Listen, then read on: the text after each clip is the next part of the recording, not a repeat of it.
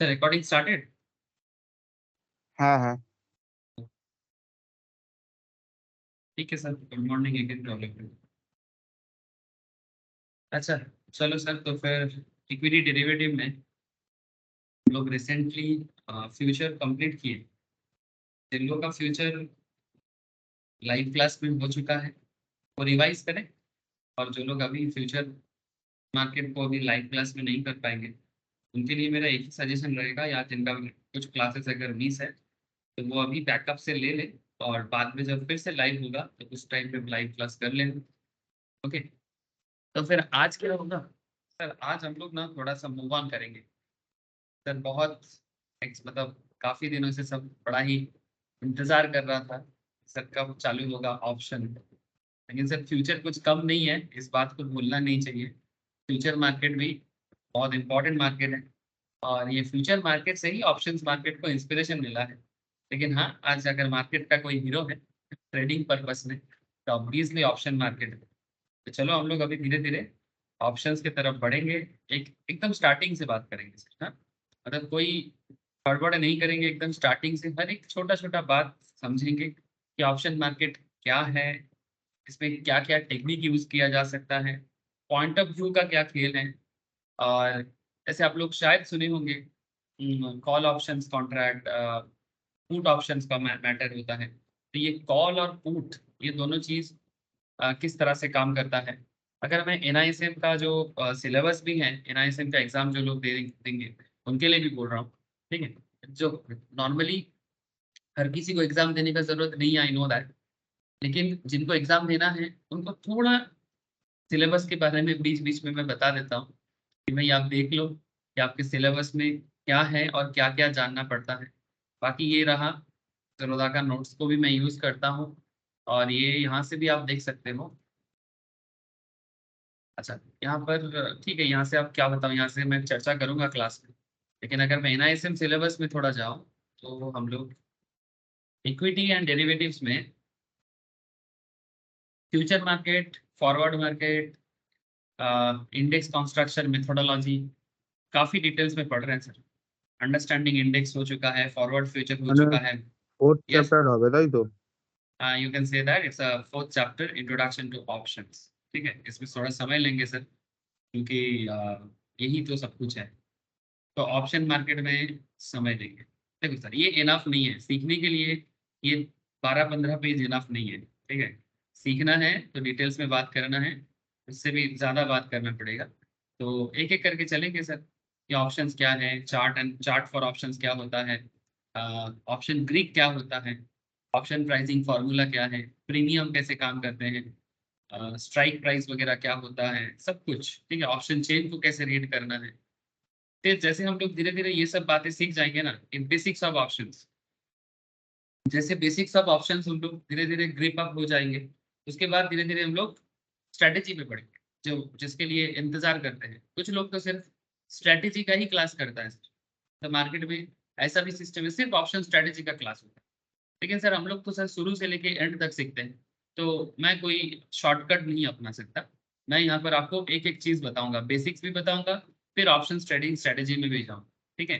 जब और ये ऑप्शन ट्रेडिंग स्ट्रेटेजी को प्रैक्टिकली बहुत हेल्प होता है।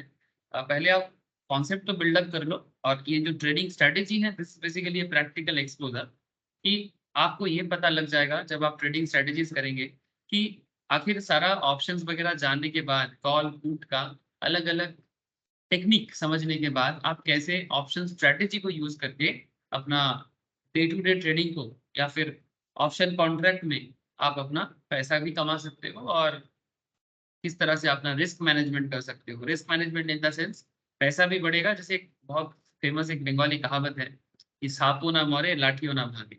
तो बेसिकली पैसा भी कमाना है और ज्यादा कुछ लॉस भी ज्यादा ना हो, ऐसा टेक्निक इस स्ट्रेटेजी के अंदर होता है। लेकिन ऐसा नहीं कि कोई भी स्ट्रेटेजी अपना लेंगे तो बात बन जाएगा। It's all depends on your point of view, ठीक है।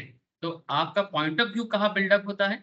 टेक्निकल एनालिसिस में। हल्का से मत लीजिएगा, टेक्निकल एनालिसिस हल्का से मत लीजिएगा। बार बार बोल रहा हूँ, it's a very important part for the trading purpose, ठीक है। तो अगर आप टेक्निकल एनालिसिस में ग्रिप रखते हो, मैं और एक चीज बता रहा हूँ, आगे आगे आप लोग कमोडिटी, करेंसी, ये सब भी धीरे धीरे शायद करोगे। तो क्योंकि मार्केट में बहुत हाई डिमांड है, ठीक है, वो उस टाइम पे भी आपको कैंडल स्टिक्स का जो एरिया है टेक्निकल का, वो भी तब भी हेल्प करेगा, not just in equity market. So technical analysis आपको पूरा तरह से हेल्प करेगा आपका पॉइंट ऑफ व्यू को डेवलप करने में। और अंदर की बात जो है फ्यूचर एंड ऑप्शंस में, जैसे ऑप्शंस का अंदर की बात यहाँ पर हम लोग करेंगे कि अंदर क्या बताता है, ठीक है, बाहर क्या है अंदर क्या है सब समझ में आ जाएगा सर। तो ऑप्शन ट्रेडिंग स्ट्रेटेजी, इसमें भी एक एक करके स्ट्रेटेजी में बात करेंगे, ठीक है। उसके बाद ज्यादा कुछ है नहीं, सेटलमेंट सिस्टम ऑलरेडी कुछ सेटलमेंट सिस्टम बात कर चुके हैं हम लोग, है ना। ये स्पैन मार्जिन वगैरह क्या है, क्या क्या सिस्टम, रिस्क मैनेजमेंट क्या है, ऑलरेडी डिस्कस कर चुके हैं काफी सारे। हाँ, और लास्ट में एक लीगल एनवायरनमेंट है, लॉ का पार्ट है सर, ठीक है, ये लॉ का पार्ट बाद में आपके साथ में बात करूंगा, ठीक है। बहुत लोग जो लोग कंपनी सेक्रेटरी या फिर सीएसईएमए का पढ़ाई करते हैं उनको शायद ये चीज मैंने ऑलरेडी करा दिया, ठीक है, legal and regulatory environment, security contract act, SEBI का लॉ वगैरह, ठीक है। चौथा, आई थिंक चौथा चौथा समझ में आ रहा है तेरे को? हाँ चौथा, এগুলো এগুলো আমরা করি নর্মালি সিএস এর ক্লাসে, সিএস ক্লাসে। তো ঠিক আছে, নো ইস্যू सर। लास्ट पार्ट जो है वो ज्यादा प्रॉब्लम कुछ नहीं है, वो बस पढ़ना पड़ेगा, मेनली क्वेश्चन आंसर प्रैक्टिस करने से आपको हो जाएगा। लेकिन जो सीखने वाला पार्ट है वो तो वही सब एरिया है सर, जो मेन पार्ट है जो आपको एक ट्रेडर की तरह बिल्डअप करेगा। ठीक है, आगे बढ़ो सर। अच्छा, तो एकदम top level discussion sir, option theory for professional trading, ठीक है, option theory for professional trading. Now professional trading करने के लिए ऑप्शन कितना जरूरी चीज है बहुत जरूरी है। अच्छा चलो, मैं स्क्रीन तो शेयर कर लिया, ये देखो सर, ये मैंने फिर से आ गया एनएसी के साइड में। अच्छा, मेरे को ना आजकल और पुराना साइट दिखाई नहीं दे रहा है, बिकॉज 1 अप्रैल से ओल्ड साइट को हटा दिया, मेरे को थोड़ा दिक्कत हो रहा है। Equity, stock, currency, interest rate, commodity, आप देख पा रहे हो सर, हाँ, कि क्या क्या प्रोडक्ट एनएसी डील करता है। उसमें आपके सामने इक्विटी स्टॉक दिखाई दे रहा है, ब्लू एकदम बोल्ड करके दिया हुआ है, करेंसी, इंटरेस्ट रेट, कमोडिटी, सभी का डेरिवेटिव मार्केट बहुत पॉपुलर है। तो जो डेरिवेटिव मार्केट है, अगर आपको डेरिवेटिव समझना है तो अंदर से समझना पड़ेगा, ठीक है।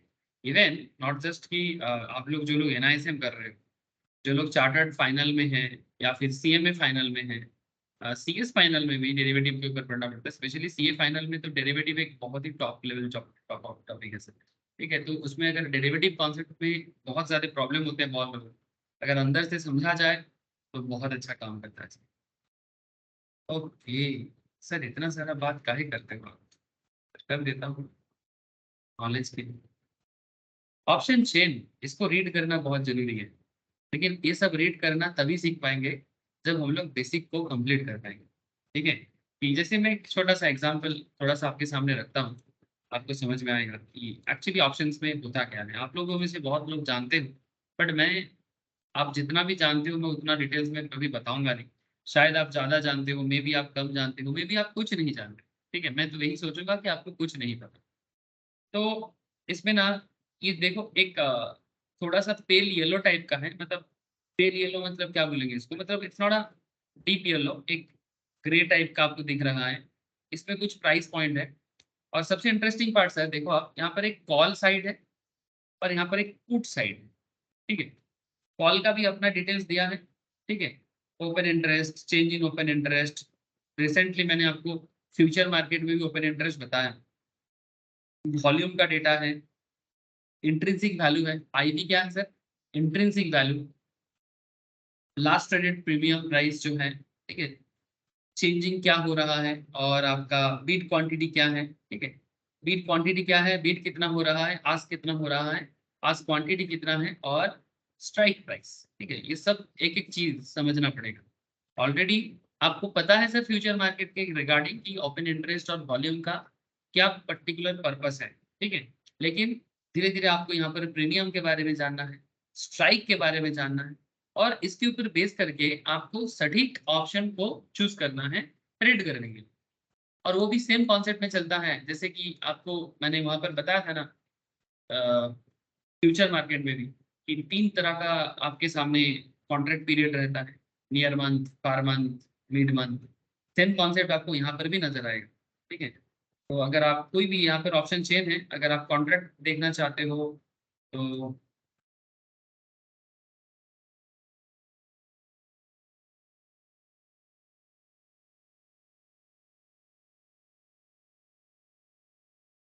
कोई भी पर्टिकुलर अगर आप commodity derivative currency derivative equity derivative देखना चाहते हो तो ऑर्डर बुक में भी आप जाके चेक कर सकते हो कि किस तरह से ऑर्डर बुक में ऑलरेडी जैसे वहां पर वो आ रहा था, ठीक है, जैसे जैसे हम लोग इसमें পুরোনো भी देखे थे। ওয়েবসাইটটা বন্ধ করে দিয়েছো না?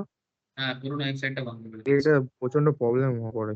একটু শুরুতে প্রবলেম হবে, धीरे धीरे आदत हो जाएगा सर, धीरे धीरे आदत हो जाएगा। एक सेकंड रुक जा, मुझे भी थोड़ा सा दिक्कत होता है, मेरा भी थोड़ा ना पुराना में आदत ज्यादा था।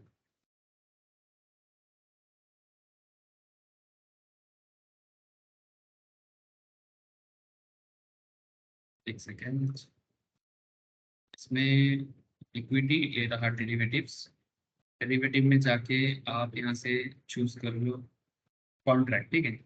तो निफ्टी 50 का भी है और फ्यूचर्स में बाकी निफ्टी बैंक बहुत पॉपुलर है।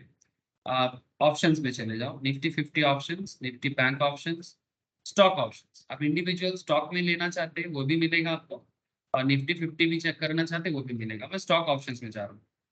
जैसे मैंने स्टॉक ऑप्शंस में गया, मेरे सामने सिंबल है सर बजाज फाइनेंस का, रिलायंस का। अच्छा, एक्सपायरी डेट भी आप चेक कर सकते हो। ये रिसेंट नियर मंथ का एक्सपायरी शो कर रहा है मुझे, ये मुझे नियर मंथ का एक्सपायरी शो कर रहा है। और 27 अप्रैल में टाइप है कॉल, ठीक है। लास्ट ट्रेडेड प्राइस प्रीमियम बता रहा है कि कितना चल रहा था, वॉल्यूम बता रहा है, वैल्यू बता रहा है, ओपन इंटरेस्ट बता रहा है, अंडरलाइंग वैल्यू का मतलब अमाउंट बता रहा है, मतलब underlying value in the sense कि बजाज फाइनेंस का करेंट मार्केट प्राइस क्या है कैश मार्केट में, कैश मार्केट में इसका क्या मार्केट प्राइस है वो अंडरलाइंग बोला जाता है। मतलब सर एक बहुत सिंपल सा कॉन्सेप्ट है कि आप जो कुछ भी ट्रेड लेना चाहते हैं, से फॉर एग्जांपल अगर आप बजाज फाइनेंस में ट्रेड लेना चाहते हैं तो बजाज फाइनेंस का ऑप्शन मार्केट क्या क्या करेगा वो डिपेंड करता है बजाज फाइनेंस के प्रेजेंट मार्केट के ऊपर, कैश मार्केट के ऊपर। मतलब ये अंडरलाइंग है, इसके ऊपर डिपेंड करके ही सारा खेल होता है, ठीक है। तो जो ये मार्केट को समझेगा वही ऑप्शन मार्केट को भी समझ जाएगा, जैसे कि फ्यूचर में मैंने बताया, ठीक है। तो बाकी ये सब कैसे रीड करना है, क्या करना है, ये सब धीरे धीरे बात करता हूँ सर, ये जल्दबाजी करके कोई फायदा नहीं है। ऑर्डर बुक में जाके भी बहुत सारे इंफॉर्मेशन आपको मिलेगा, ठीक है।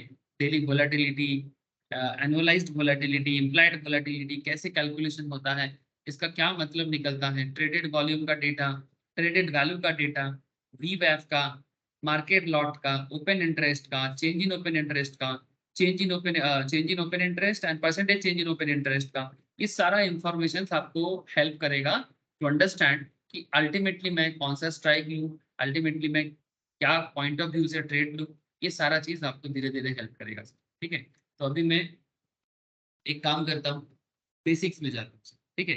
फिर आप जब कॉन्ट्रैक्ट में आऊंगा तब आपको मैं एक एक करके सारा पॉइंट में वापस डिस्कस करूंगा। ये ऑप्शन चेन आएगा सर, ऑप्शन चेन में बात करना है, बट क्या है ना सर, ये डायरेक्टली इस पार्ट में पहुंचने का कोई मतलब नहीं। ओके ओके, शुरू से शुरू करना चाहिए, तो चलो मैं शुरू से शुरू करता हूँ। तो शुरू से क्या शुरू करना है सर, जैसे कि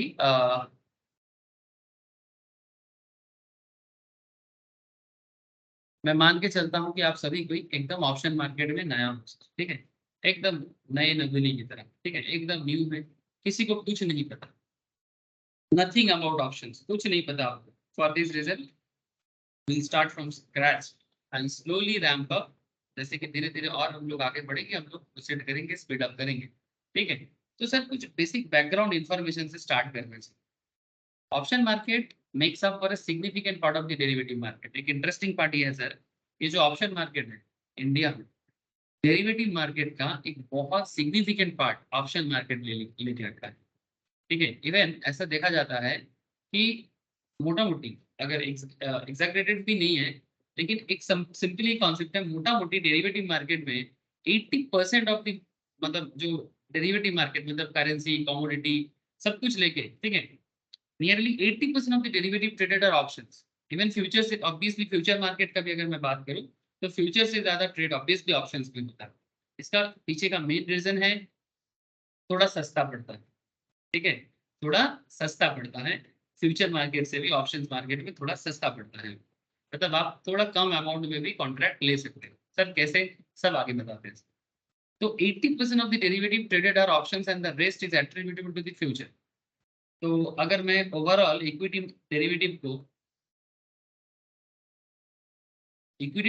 को अगर दो एंगल से डिवाइड किया जाए तो एक आपका फ्यूचर है तो दूसरा आपका ऑप्शन है। तो मार्केट में देखा जाता है सर कि option market almost 80% area cover करता है और फ्यूचर मार्केट 20% एरिया कवर, मतलब ये करंट सिनारियो है, ठीक है। Even as well as internationally the option market has been around the world काफी दिनों से है। तो चलो देखते हैं ये कब से है, ये ऑप्शन मार्केट कब से।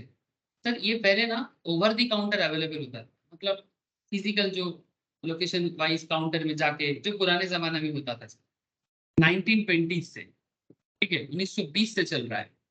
और उस टाइम पे ये मेनली कमोडिटी में चलता, ये जो डेरिवेटिव था ये मेनली कमोडिटी में चलता था, इक्विटी पे नहीं। बिकॉज इक्विटी कॉन्सेप्ट ना बिल्डअप होने पे समय लगा है, ठीक है। शेयर मार्केट या इक्विटी शेयर बिल्डअप होने पे समय लगा है। बेसिक लेवल में जैसे कि शायद आपको पता होगा, मैंने फ्यूचर मार्केट के स्टार्टिंग लेक्चर्स में ही बताया कि चाणक्य आज से जीसस क्राइस्ट के जन्म से भी 500 350 400 साल पहले चंद्रगुप्त मौर्य के टाइम पे फ्यूचर एंड ऑप्शंस में डील करता था, मेनली फ्यूचर डील करता था, फॉरवर्ड मार्केट। उसमें वो जो एग्रीकल्चरल प्रोड्यूस होता था, चाणक्य क्या करते थे, आचार्य चाणक्य, वो इंडिया को पहले तो वन नेशन बना था, है ना। अलेक्जेंडर जैसे खूंखार लोगों से देश को बचाने के लिए सब राजा को एक किया था। लेकिन राजा एक होने से नहीं चलता, इस टाइम पे उन्होंने ये सोचा था कि सिर्फ राजा एक होने से नहीं चलेगा। भारत जैसे इतना विशाल देश, और उससे भी बड़ी बात कि हमारे पास पैसा बहुत था, लेकिन प्रॉब्लम ये है कि हम लोगों के अंदर यूनिटी का बड़ा बीच बीच में अभाव पड़ जाता है। तो इसको यूनाइट करना है, और यूनाइटेड के साथ साथ जो देश का संपद है, वेल्थ है, उसके ऊपर एक प्रॉपर सिस्टम बिल्डअप करना है। तब उन्होंने एग्रीकल्चरल कमोडिटी मार्केट को डेवलप किया। सर हम तो एकदम प्राचीन काल में आप चले गए। नहीं सर, मैं प्राचीन काल में नहीं गया, मैं बस आपको इतना याद दिलाना चाहता हूँ कि बहुत पहले भी फ्यूचर एंड फॉरवर्ड का कॉन्सेप्ट हम लोगों ने फ्यूचर मार्केट में पढ़ा। और अगर मैं रिसेंट ट्रेंड का बात करूँ, ड्यूरिंग ब्रिटिश एरा 1920s में कमोडिटी मार्केट হ্যালো। डेरिवेटिव, हाँ बोलो सर, क्या हुआ। এই প্রথম Chicago Chicago board of exchange তোমার চালের ট্রেড করেছিল না, rice exchange. Yes yes yes, ठीक है। इसके बाद जैसे कि सुमित ने बताया, ठीक है, आपको सेकंड पॉइंट में देखने को मिल रहा होगा कि options on equities began trading on the Chicago Board of Options Exchange. Chicago आज के डेट में अमेरिका का, जैसे हम लोग आज न्यूयॉर्क का नाम सुनते हैं, बट पुराने जमाने में चिकागो अमेरिका का, जस्ट लाइक इंडिया में जैसे अगर मैं बात करूं, जैसे अभी लोग बॉम्बे बैंगलोर का बात करते हैं, बट पुराने दिनों में क्या बात करता था, कोलकाता का बात करता था।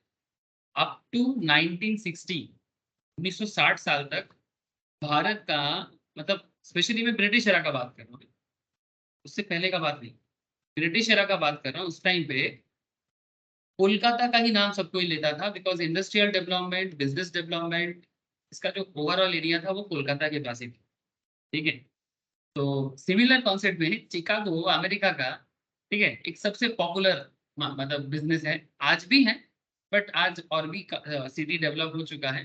तो चिकागो में 1972 में Chicago Board of Options exchange, उसमें इक्विटी ट्रेडिंग स्टार्ट हुआ options. Options on currencies and bonds 1970s में. These were again OTC trades. Exchange traded options on currencies began on Philadelphia Stock Exchange in 1982. Philadelphia also in America. And interest rate option began trading on CME in 1985. तो इस तरह से world wide, ठीक है, world wide option trading का एक इतिहास आपके सामने है कि कब से क्या चालू हुआ, ठीक है। एग्जाम रिलेटेड क्वेश्चंस कई बार पूछ लेते हैं थोड़ा, तो आप लोगों को थोड़ा बताना चाहिए था, तो मैं बोल दिया। लेकिन अभी इतिहास से थोड़ा प्रेजेंट मार्केट में आना है। तो clearly the international market have evolved a great deal since OTC days. तो ओवर द काउंटर कॉन्सेप्ट जब से मार्केट ऐसे ही नॉर्मल ओवर द काउंटर चलता था। However, in India, from the time of inception, the option market was facilitated by the exchanges. However, options were available in the off market बदला system, इसको बदला system कहा जाता है, ठीक है। मतलब वही इस सिस्टम का ही नाम रखा गया था बदला। बदला system is a grey market for derivative transactions. Grey market in the sense जो एक अनऑर्गेनाइज्ड मार्केट है डेरिवेटिव ट्रांजैक्शंस का, उसको बदला सिस्टम के नाम से जाना जाता है। बदला सिस्टम आज के डेट में और अवेलेबल नहीं है, मतलब ऑप्शन मार्केट का एक अनऑर्गेनाइज सिस्टम से बदला मार्केट चलता था। जैसे कि आज के डेट में जब कोई स्टॉक मार्केट में आता है, आईपीओ वगैरह लेते हैं, तो आईपीओ आने से पहले उसका ग्रे मार्केट में कंट्रीब्यूशन करके कुछ लोग उसको एक तरह के मार्केट बना के चलता है। तो हमारे देश में भी डेरिवेटिव मार्केट में ना ग्रे मार्केट की तरह ही था, बदला सिस्टम की तरह। मैं ज्यादा डिटेल्स में नहीं जाऊंगा, बस इतना समझो कि उतना ऑर्गेनाइज नहीं था, कुछ लोगों के अंदर ही इसको देखने को मिलता। लेकिन धीरे धीरे ये सिस्टम भी ऑब्सोलीट हो चुका है। तो अब इंडियन डेरिवेटिव मार्केट कब से है, इसका अगर एक प्रॉपर हिस्ट्री या क्या बोलते हैं टाइमलाइन मिले तो जून 12 2000 में इंडेक्स फ्यूचर लॉन्च हुआ। जून 12 2000 में, याद रखें सर, डेट बहुत वाइटल होता है। जून 12 2000 में इंडेक्स फ्यूचर लॉन्च हुआ। जून 4 2001 में इंडेक्स ऑप्शन लॉन्च हुआ। जुलाई 2 2001 में स्टॉक ऑप्शंस लॉन्च हुआ एंड नवंबर 9 2001 में सिंगल स्टॉक फ्यूचर लॉन्च हुआ। सिंगल स्टॉक फ्यूचर लॉन्च हुआ। इस तरह से मोटा मोटी 2000 2001 2000 2001 के अराउंड टाइम पे ये future and option market exchange already build up हो चुका था। ठीक है, तो ओवर द काउंटर करने का जरूरत नहीं था। हमारे मार्केट स्टार्टिंग से ही मतलब पहले नॉर्मल था, एक्सचेंज आ चुका था, नॉर्मल मार्केट में ट्रेडिंग इन्वेस्टमेंट वगैरह होता था, फ्यूचर एंड ऑप्शंस का कोई कॉन्सेप्ट नहीं। तो जो भी था ओटीसी लेवल में था, ग्रे मार्केट की तरह। ठीक है, तो the option market has been around since 2001, the real liquidity in the Indian index options scene only in 2006। इस मार्केट में 2006 में लिक्विडिटी आना चालू हुआ। एक इंटरेस्टिंग फैक्ट है, यही 2006 है जब से एनआईएसएम आया। आपको पता है सर, एनआईएसएम जो इंस्टीट्यूट है जिसका पढ़ाई आप लोग कर रहे हैं, इसको भी पार्लियामेंट एक्ट बना के 2006 में ही लाया गया।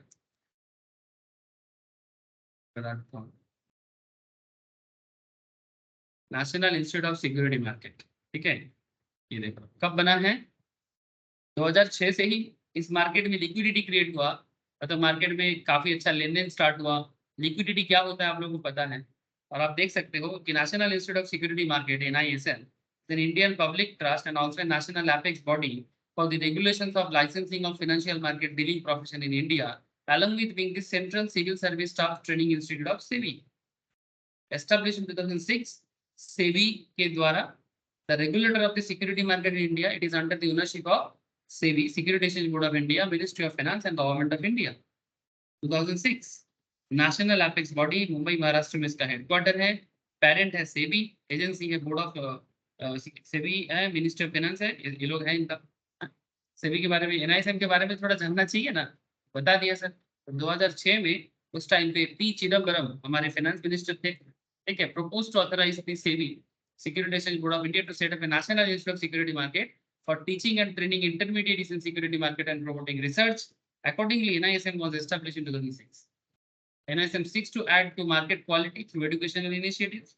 It is an autonomous body governed by its board of governors, and international advisory council provides strategic guidance to NISM.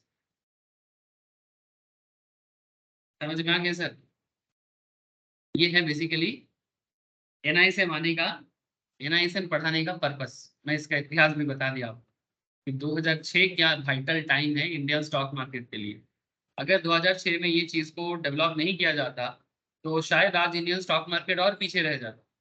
लेकिन इस चीज़ में काफ़ी डेवलपमेंट हुआ है। Even recently during Modi ji के अंडर पे, मतलब करंट बीजेपी गवर्नमेंट के अंडर पे एक आपका मुंबई एक्सप्रेसवे में, मतलब बॉम्बे में एक बहुत बड़ा सेबी का एक एमबीए कॉलेज भी बना है एनआईएसएम का, जहाँ पर काफ़ी सारे लोग एमबीए पढ़ाई करने के लिए भी प्रोफेशनल होने के बाद, मतलब आप लोग एनआईएसएम कर रहे हो, उसके बाद मानो आप एनआईएसएम रिलेटेड जॉब वगैरह कर रहे हो, उसके बाद अगर कोई फाइनेंशियल मार्केट में कोई स्पेशल एमबीए वगैरह करना चाहता है तो वो जा रहा है और वहाँ पर जाके पोस्ट ग्रेजुएट सर्टिफिकेशन ले रहा है। पाताल गंगा बोल के मुंबई में, मुंबई पुणे एक्सप्रेसवे में बना दे। तो धीरे धीरे इंडियन सिक्योरिटी मार्केट का एजुकेशन लेवल, नॉलेज लेवल अलग ही एक दिशा पे जा रहा है सर। ठीक है, तो ठीक है सर, और क्या बताऊँ, काफी इतिहास जान गया। अच्छा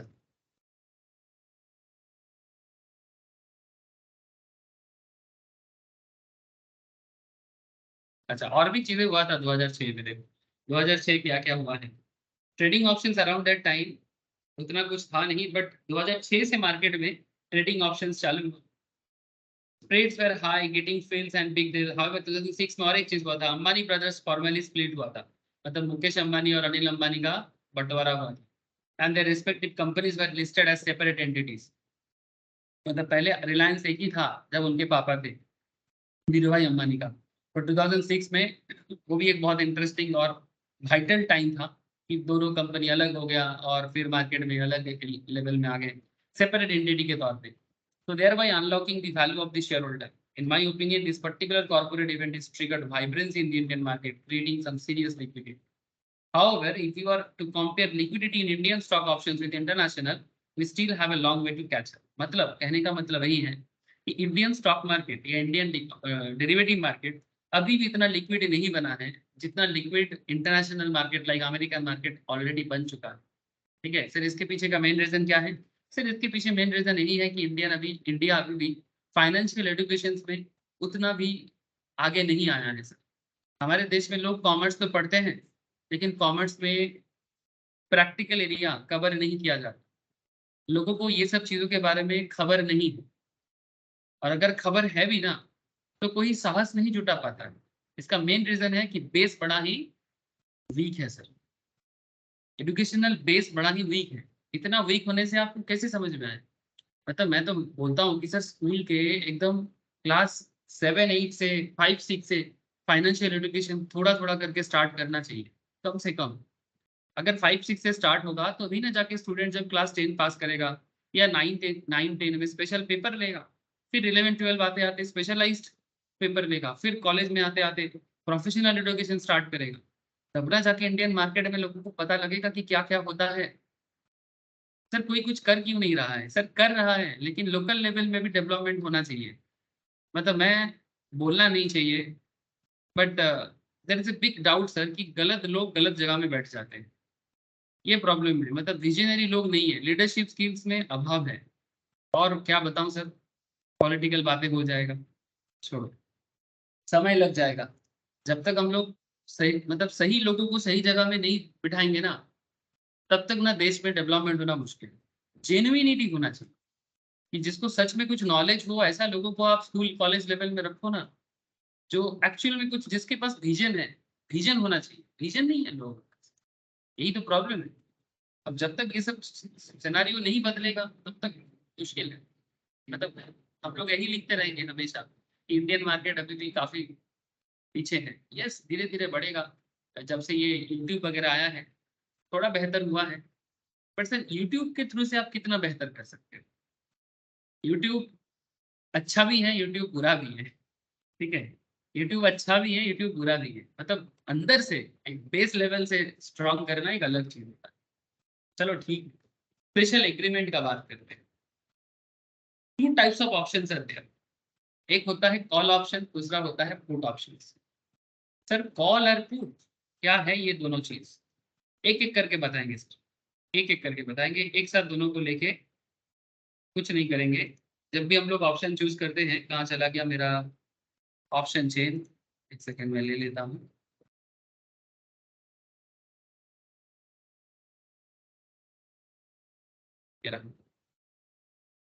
ऑप्शन चेन ओपन करते ही आपको एक तरफ कॉल दिखेगा, दूसरी तरफ पुट दिखेगा।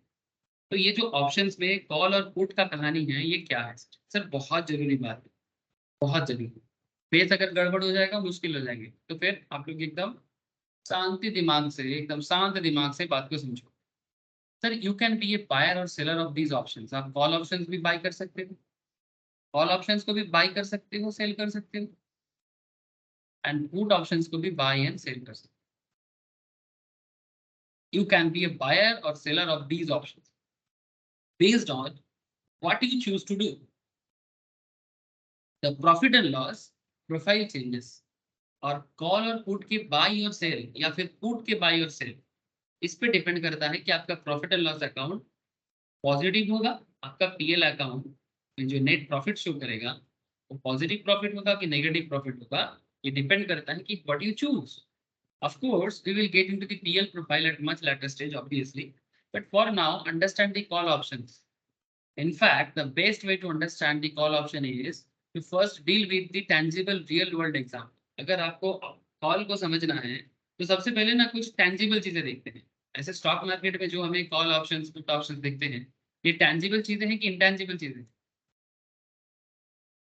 हाँ सर, ये जो कॉल पुट का जो एरिया है ये टेंजिबल एसेट्स है कि इंटेंजिबल एसेट्स है? क्या बोलेंगे इसको? क्या ये इंटेंजिबल। प्रॉपर इंटेंजिबल है? क्या आप इसको छू सकते हो? नहीं ना। तो हम लोग कुछ ऐसे एसेट्स को उठाएंगे, ये फाइनेंशियल एसेट्स है बट ये इंटेंजिबल का तरह काम करते हैं। बट हम लोग कुछ ऐसे एसेट्स पे देखते हैं, कोई फिजिकल एसेट्स जो जिसको हम लोग टच टच एंड फील कर सकते हैं, ठीक है। तो ऐसा किसी एसेट्स पे अगर हम लोग कॉल समझ जाएंगे तो वर्चुअल लेवल में कॉल पुट में जो खेल खेला जाता है उसका भी आइडिया लग जाए, ठीक है। तो कुछ यहाँ पर एक स्ट्रेटेजी है, इसके ऊपर भी मैं एग्जांपल उठा सकता हूँ, आपको भी काफी अच्छा लगेगा, नो डाउट। चलो देखते हैं कि सिचुएशन बहुत ही गहरा है, अच्छे से समझना।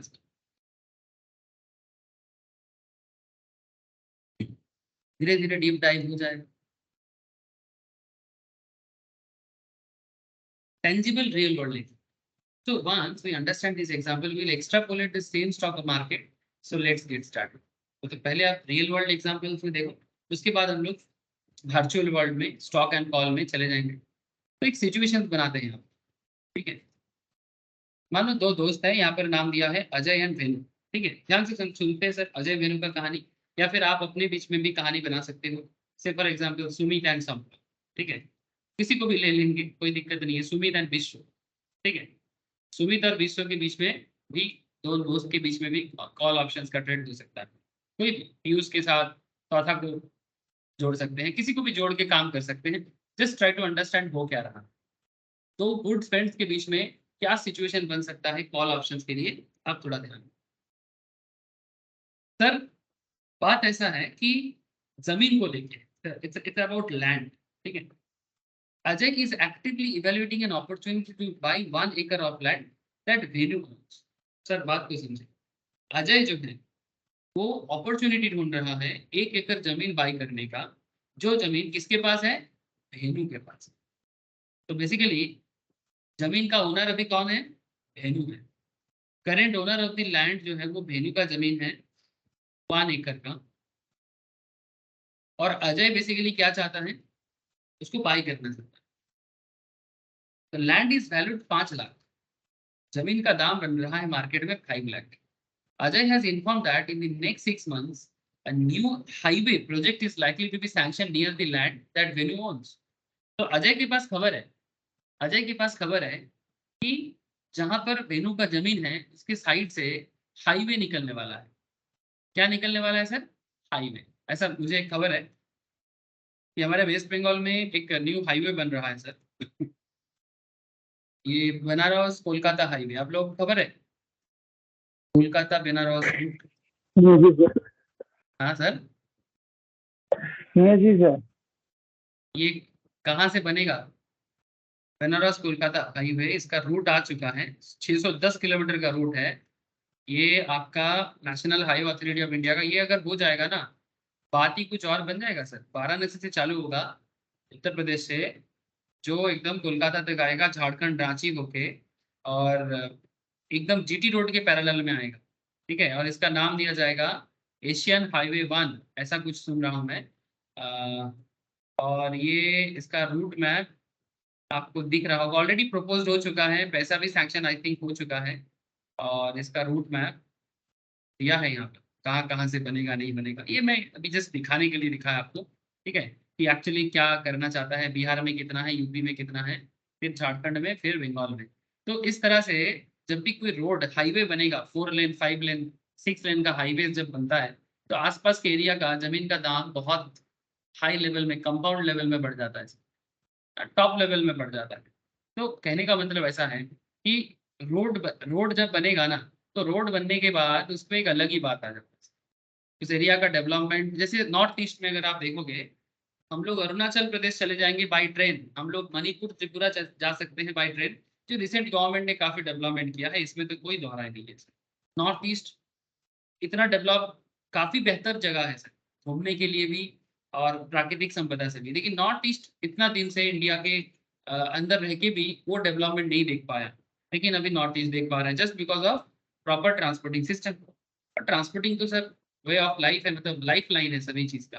जैसे रेल लाइन हो जाए या फिर रोड हो जाए, तो ऑब्वियस बात है कि जब भी किसी पर्टिकुलर रास्ते के ऊपर से जाएगा, जैसे मानो ये जो रोड है, ठीक है, अगर ये वाराणसी कोलकाता एक्सप्रेस वे, इसके साइड साइड में जो जमीन रहेगा, मानो ये जो जमीन है ये भेनू का जमीन है, ठीक है। अजय को खबर मिला है कि बन जाएगा, भेनू को पता नहीं है, भेनू गांव का लोकल है, लोकल लड़का है, ये बेसिकली एग्रीकल्चर खेती बाड़ी लेके रहता है, उसको उतना खबर नहीं है। तो अजय जो है वो शहर में रहते हैं, उसको बाकी सब खबर होता है, ठीक है। तो अजय आके भेनू को बोल रहा है कि भाई तुम्हारा जमीन मैं लूंगा 6 महीने बाद, 6 महीने बाद, तो तुम्हारा जमीन का जो दाम है मैं इस दाम पे लेना चाहता हूँ, ठीक है। तो अजय आके भेनू को ये चीज बोल रहा है, लेकिन ये एक फ्यूचर इवेंट पे डिपेंड कर रहा है।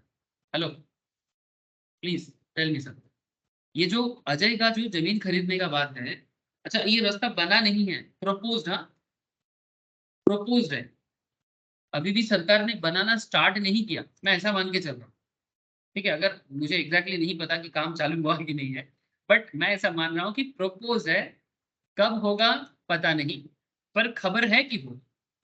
अब खबर कितना सच है कितना झूठ है, वो तो प्रॉपर एनालिसिस से पता चलता है। तो ये डिपेंड करता है अजय के एनालिसिस पे, कि अजय को जो मालूम है, जो मालूम पड़ा, वो कितना सही मालूम है। ठीक जैसे स्टॉक मार्केट के बारे में आप जब कोई पर्टिकुलर डिसीजन लेते हो, जब कोई पर्टिकुलर स्टॉक के बारे में डिसीजन लेते हो, कितना सही आपका डिसीजन है। मतलब स्टॉक का ग्रोथ होगा, किसी पर्टिकुलर कंपनी में डिक्लाइनिंग आएगा, चाहे वो इथेनॉल इंडस्ट्री हो जैसे कि आप लोग पूछ रहे थे, चाहे वो ऑयल इंडस्ट्री हो, चाहे अदानी का बिजनेस हो, चाहे रिलायंस का हो, अब कितना सही हो, technically as well as fundamentally, बात को समझे। एग्जैक्टली ये भी वही है, technically as well as fundamentally. Ajay जो कॉल ऑप्शंस बाय करना चाहता है, यहाँ पर कॉल ऑप्शंस का मतलब लैंड है sir, call options equals to land. किसका जमीन? धेनु का जमीन। कौन खरीदेगा? अजय खरीदेगा। अब अजय का ये बाई करने के पीछे का कारण क्या है? अच्छा, धेनु राजी होगा, इसके पीछे का क्या गारंटी? मतलब अजय बोलने से ही धेनु सेल कर देगा उसको? तो ऑब्वियसली धेनु सेलर बनेगा। किसका सेलर? कॉल ऑप्शंस का seller. Call options equals to land. तो धेनु बनेगा सेलर, अजय बनेगा बायर। अब आगे का खेल देखो, अब आगे का खेल देखो। अच्छा बात समझ में आ रहा है? हेलो, ব্যাপারটা বুঝে যাচ্ছে? Please reply sir. হ্যাঁ স্যার, হ্যাঁ স্যার। तो जमीन का वैल्यू बना है सर 5 लाख। अजय को इंफॉर्मेशन मिला है 6 महीने बाद न्यू हाईवे प्रोजेक्ट स्टार्ट होगा, सैंक्शन होगा near the land that Venu owns. If the highway indeed comes up, अगर बनारस कोलकाता हाईवे बन जाता है, the valuation of the land is bound to increase and therefore Ajay would benefit from the investment he would make today. तो अजय अगर वो जमीन आज by कर लेता है, तो हाईवे बनने के बाद करोड़ों में खेलेगा सर, करोड़ों में खेलेगा। However, if the highway news turns out to be a rumor, अगर ये न्यूज rumor निकला तो, हाँ अगर ये rumor निकला तो, which means Ajay buys the land from Venu today and there is no highway tomorrow, then Ajay would be stuck with the useless piece of the land. तो वो जो जमीन बाई करेगा अजय, वो जमीन एक्चुअली यूजलेस हो जाएगा, मतलब एज सच कुछ भी नहीं रहेगा, कोई दाम ऐसा नहीं मिलेगा, अजय का इन्वेस्टमेंट भी बेकार हो जाएगा। उससे अच्छा होगा कि अजय उस पैसे को किसी और जगह में लगाए, है ना। एग्जैक्टली जस्ट लाइक स्टॉक का दाम बढ़ेगा, अगर आप श्योर हो तभी पैसा लगाओ, अगर आप श्योर नहीं हो तो फिर क्यों पैसा लगाना? सर अगर मेरा श्योरिटी पे कुछ कंफ्यूजन है तो, सर यही तो है जिंदगी का सबसे बड़ा प्रॉब्लम, यही है कि कंफ्यूजन हर इंसान का, मेरा भी कंफ्यूजन होता है, आपका भी होता होगा। जब चीजों में कंफ्यूजन रहता है आपको प्रॉब्लम है। दिमाग में क्लियर इमेज होना चाहिए। अगर आप करियर रिलेटेड बात हो, पर्सनल लाइफ रिलेटेड बात हो, या एनी रिलेटेड मैटर, ये चीज मैं रियलाइज करता हूँ, जब जब प्रॉब्लम में पड़ता हूँ मुझे ऐसा लगता है कि कंफ्यूजन के कारण प्रॉब्लम है। अगर कंफ्यूजन नहीं है तो प्रॉब्लम नहीं है। जब भी हम लोग किसी भी चीज में, पर्सनल लाइफ हो, प्रोफेशनल लाइफ हो, जब भी कंफ्यूज हो जाते हैं, इसका मतलब है कि आप प्रॉब्लम में पड़ो। आप अगर आपका दिमाग क्लियर है, अगर आप ज्यादा इधर उधर नहीं सोच रहे हो, क्लियर सोच रहे हो, तो आप कभी प्रॉब्लम में नहीं पड़ोगे। सेम कॉन्सेप्ट यहाँ पर भी काम करता है, क्लियर कट सोच। और क्लियर कट सोच, हाँ सर गलती होगा, गलती से भी इंसान सीखते हैं, गलती नहीं होगा, गलती के डर से जो काम ही ना करे उससे अच्छा है घर बैठे रहो सर। ठीक है, मतलब गलत होने के डर से अगर कोई रास्ते में एक्सीडेंट हो रहा है, ठीक है, तो एक्सीडेंट के डर से अगर मैं घर से ही ना निकलूं तो फिर और क्या सर, एक्सीडेंट शायद नहीं होगा, पर उससे अच्छा है कि जिंदगी ना ही चले तो अच्छा है। ओके सर, ओके, आगे बढ़ते हैं। However, if the highway धीरे धीरे आ रहा है तो show what should Ajay do? अब अजय क्या करेगा? अजय के मन में कंफ्यूजन है, रास्ता बनेगा कि नहीं। This situation has put Ajay in A dilemma as he is uncertain whether to buy the land from Venu or not। ठीक जैसे स्टॉक खरीदना है कि नहीं, स्टॉक बाय करना है या निफ्टी बाय करना है, या मतलब आपको वो श्योरिटी बिल्डअप करना है, यही खेल है सर, ये श्योरिटी बिल्ड करना ही खेल है। While Ajay is muddled in this thought, बड़ा ही सोच रहा है, Venu is quite clear about selling the land if Ajay is willing to buy। Venu का मानना है कि अजय कंफ्यूज है, ठीक है, बट अगर वेनु लेगा तो मैं जमीन सेल कर दूंगा। हम लोग ऐसा सोच रहे हैं। अजय थोड़ा कंफ्यूज है, बट वेनु क्लियर है कि अगर अजय खरीदेगा आई विल सेल। तो वेनु जो है सर, वो कॉल ऑप्शंस का सेलर बनने के लिए रेडी है, बट अजय थोड़ा कंफ्यूज है। प्रपोजल उसी का है, बट फिर भी थोड़ा सा कंफ्यूजन उसके मन में है, क्योंकि अजय के लिए इन्वेस्टमेंट है, वेनु के लिए तो एक प्रॉफिट का खेल है ना, न्यू इन्वेस्टमेंट थोड़ी है, पैसा मिलेगा उसको। Ajay wants to play it safe. अब अजय चाहता है कि इसको सेफली खेला जाए। कैसे होगा? नॉर्मल होता 5 लाख दे दो जमीन ले लो, ऐसा नहीं है। इसी में ऑप्शन काम करेगा, सेफ प्ले ऑफ ऑप्शंस। कैसे ऑप्शन सेफली प्ले करता है, ध्यान से देखो सर, बड़ा इंटरेस्टिंग चीज है। समझ में आ जाए जिंदगी बदल जाए, ना समझ में आए तो जिंदगी में कंफ्यूजन ही रह जाए। Ajay wants to play it safe. He thinks through the whole situations and finally proposes a special structured arrangement to Venu। Venu के सामने एक फाइनेंशियल प्रपोजल लेके आता है, स्ट्रक्चर्ड प्रपोजल, जो ऑप्शन मार्केट में देखने को मिलता है, which Ajay believes is a win-win situation for both of them। किसके लिए? अजय और वेनु दोनों के लिए विन विन सिचुएशन है, दोनों के लिए। सर ऐसा संभव है क्या? Sir in reality obviously that is not exactly possible, but चलो फिर भी देखते हैं कि कैसे विन विन सिचुएशन हो सकता है। मतलब दोनों के लिए एक बराबर का मौका, दोनों के लिए एक बराबर का मौका। विन विन सिचुएशन मतलब दोनों के लिए मौका है, ऐसा नहीं कि एक पार्टी ही जीतने का चांसेस है, दोनों पार्टी जीत सकता है, दोनों पार्टी हार सकता है। Ajay pays an upfront fee of 1 lakh today. Ajay क्या करेगा? जमीन को बुक कर लेगा। कितने में? 1 लाख पे। जमीन का दाम है 5 लाख, लैंड का वैल्यू है 5 लाख। 5 लाख का लैंड के लिए अजय आज वेन्यू को 1 लाख देके बुक करना चाहता है। इसका वैल्यू 5 लाख है। इस 5 लाख के लिए टुडे अजय क्या करेगा? वेन्यू को 1 लाख रुपए देके उसको बुक करके रखेगा। सर इसको क्या बोलेंगे? अपफ्रंट फीस बोलो या फिर अर्नेस्ट मनी बोलो, ठीक है, सिक्योरिटी डिपॉजिट बोलो, जो नाम से पुकारना चाहते हो पुकारो, कोई प्रॉब्लम नहीं है, ठीक है। ऑप्शन मार्केट इसे प्रीमियम कहते हैं। आगे बताते हैं सर, आगे बताते हैं खेल कैसे खेला जाएगा, ध्यान से देखते हैं। सिक्योरिटी डिपॉजिट के तौर पे 1 लाख रुपया अपफ्रंट फी, मतलब स्टार्टिंग में देना पड़ता है। बैंक नॉर्मली ऐसे वर्ड यूज करते हैं, लोन पास करने से पहले आपको एक अपफ्रंट फी देना पड़ेगा, ठीक है। Consider this is a non refundable agreement fee, और ये जो पैसा है ये नॉन रिफंडेबल है, जो अजय वेनु को पे करेगा। ओके, तो इसमें सिक्योरिटी नाम नहीं दिया जा सकता क्योंकि नॉन रिफंडेबल है, तो नॉन रिफंडेबल को सिक्योरिटी कैसे दे सकते हैं? नॉर्मली सिक्योरिटी डिपॉजिट रिफंडेबल होता है। अच्छा, against this fees Venu agree to sell the land after 6 months. अब ये बेसिकली वेनु किसी और को सेल ना करे, इसलिए अजय वेनु को कॉन्ट्रैक्ट में बांध लिया, कॉन्ट्रैक्ट में बाइंड कर दिया, ताकि वेनु ये जमीन किसी और को सेल ना करे, एटलीस्ट फॉर कब तक रहे? 6 मंथ्स, जब तक रास्ता ना बन जाता। रास्ता का काम चालू जब तक नहीं हो जाता तब तक के लिए अजय वेनु को बांध के रख लिया। भाई कोई भी आए, कितना भी तुम्हारा प्यार का दोस्त हो, कोई भी तुम्हारा रिलेटिव हो, किसी को भी ना देना, ये मेरे लिए है, मैं तुमको 1 लाख देता हूँ, ये नॉन रिफंडेबल है। The price of the sale price आज ही फिक्स कर लेते हैं, मतलब फ्यूचर में क्या दाम पे वेनु अजय को जमीन बेचेगा वो दाम आज ही फिक्स कर लेते। सर अजय वेनु को प्रपोजल दिया, वेनु देख रहा है, उसको पैसा कर देते। वेनु क्यों करेगा ऐसा? भेनू देख रहे हैं हमको पैसा का जरूरत है, मेरा पुश्तैनी जमीन है, ठीक है, 5 लाख दाम मिल रहा है, बहुत है, गाँव का बात है, 5 लाख बहुत है, जहाँ नॉर्मल में शायद 3 लाख मिलता, 2 लाख मिलता, 5 लाख मिलेगा, चलो बेच देंगे, रास्ता बने ना बने क्या फर्क पड़ता है, ऐसा भेनू का सोच है। भेनू का पॉइंट ऑफ व्यू ऐसा है। अजय क्या सोच रहे हैं, 5 लाख में खरीदेंगे, 10 लाख में बेचेंगे, ऐसा सोच रहे हो। जब रास्ता बनेगा, Ajay is very sure about road making, रास्ता बनने के बारे में वो बहुत श्योर है। भेनू को रास्ता का एग्जैक्टली नॉलेज नहीं है, उसको बस इतना है अजय बाई करेगा तो मैं उसको बदले में मुझे मेरा पैसा मिलेगा, और कुछ नहीं। So because Ajay has paid an upfront fee, only he can call off the deal. अच्छा यहाँ पर एक बात, 1 लाख टका कौन देगा किसको? अजय देगा भेनू।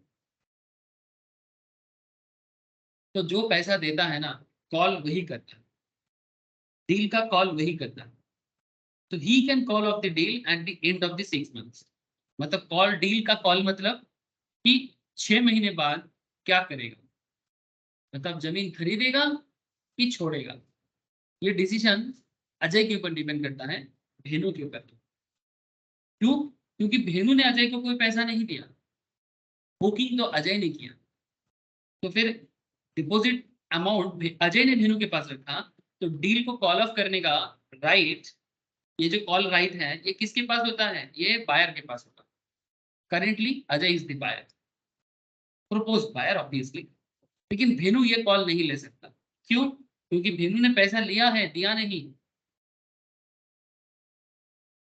In the event Ajay calls off the deal at the end of 6 months, Venu gets to keep the upfront.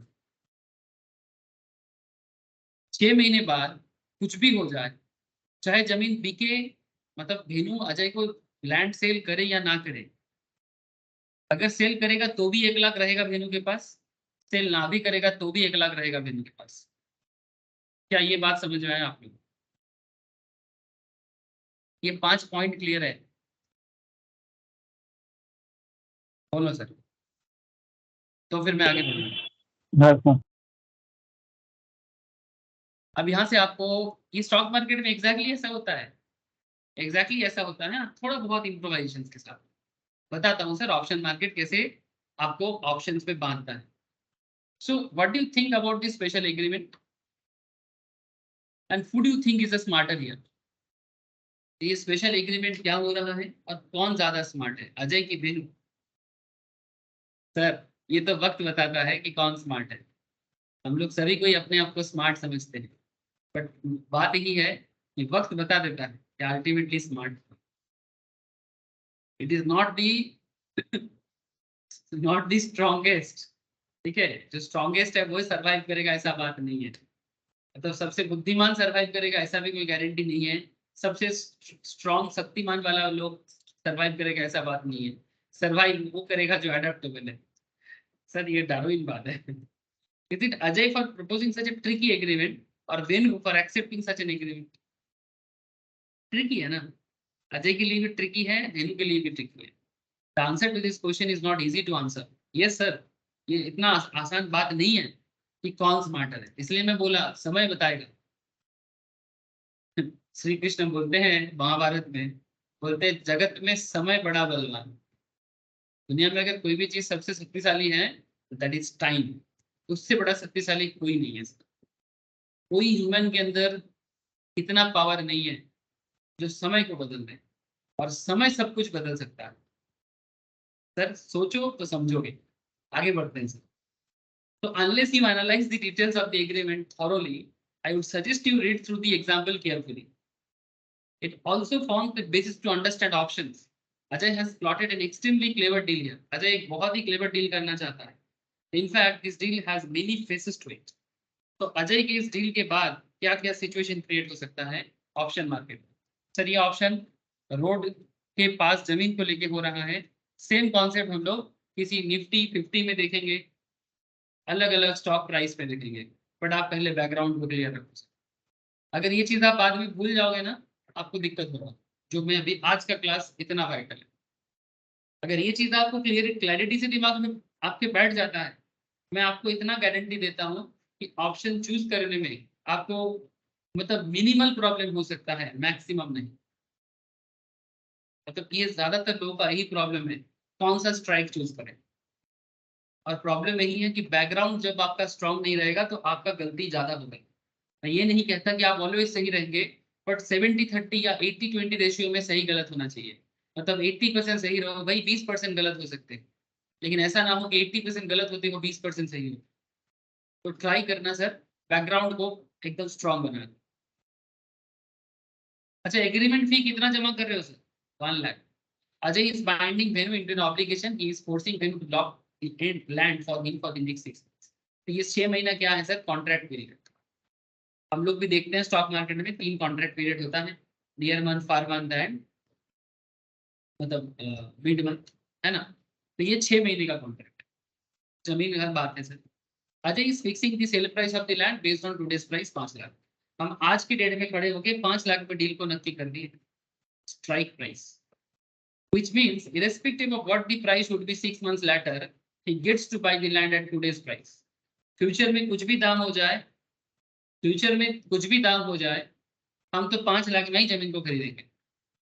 To note, he is fixing a price and paying an additional 1 lakh today. Price को fix करके आज 1 लाख दे रहा।